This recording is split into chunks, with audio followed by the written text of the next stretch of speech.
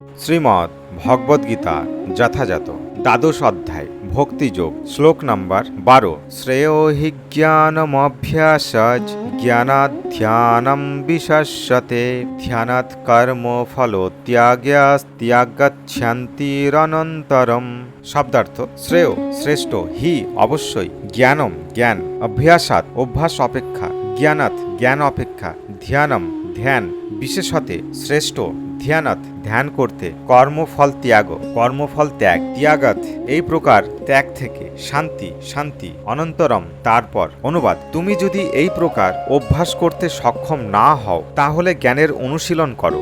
জ্ঞান থেকে ধ্যান শ্রেষ্ঠ এবং ধ্যান থেকে কর্মফল ত্যাগ শ্রেষ্ঠ, কেননা এই প্রকার কর্মফল ত্যাগে শান্তি লাভ হয়। তাৎপর্য: পূর্ববর্তী শ্লোকে উল্লেখ করা হয়েছে যে ভক্তি দুই রকমের, বৈদিক ভক্তির পন্থা ও পরম পুরুষোত্তম ভগবানের প্রতি আসক্তিজনিত প্রেম ভক্তির পন্থা। যারা ভক্তিযোগের বিধি নিয়মগুলি আচরণ করতে সমর্থ তাদের পক্ষে জ্ঞানের অনুশীলন করাই শ্রেয়, কারণ জ্ঞানের মাধ্যমে তারা তাদের স্বরূপ সম্বন্ধে অবগত হতে পারেন। জ্ঞানের প্রভাবেই তারা ধীরে ধীরে ধ্যানের স্তরে উন্নীত হতে পারেন এবং ধ্যানের প্রভাবে ধীরে ধীরে পরম পুরুষোত্তম ভগবানকে জানতে পারেন। কতগুলি পন্থা আছে যা অনুশীলন করার ফলে পরমেশ্বর ভগবানকে নির্বিশেষ নিরাকার বলে মনে হয়, এবং সেই প্রকার ধ্যানের পন্থা প্রয়োজন হয় তখনই যখন কেউ ভক্তিযোগ অনুশীলন করতে সমর্থ হন। যদি কেউ এইভাবে ধ্যান করতে সক্ষম না হন তাহলে বৈদিক শাস্ত্রের নির্দেশ অনুসারে ব্রাহ্মণ, ক্ষত্রিয়, বৈশ্য ও শূদ্রদের জন্য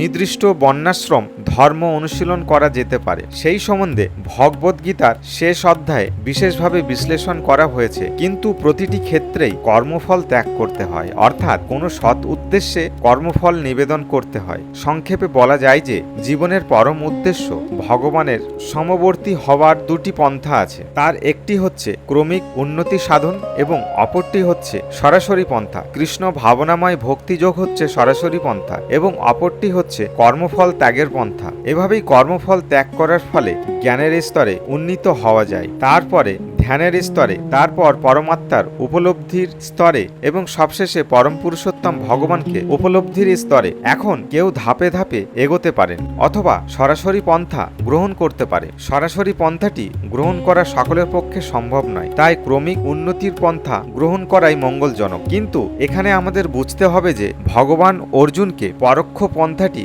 গ্রহণ করার নির্দেশ দেননি, কারণ তিনি ইতিপূর্বেই পরমেশ্বর ভগবানের প্রতি প্রেম ভক্তির স্তরে অধিষ্ঠিত ছিলেন।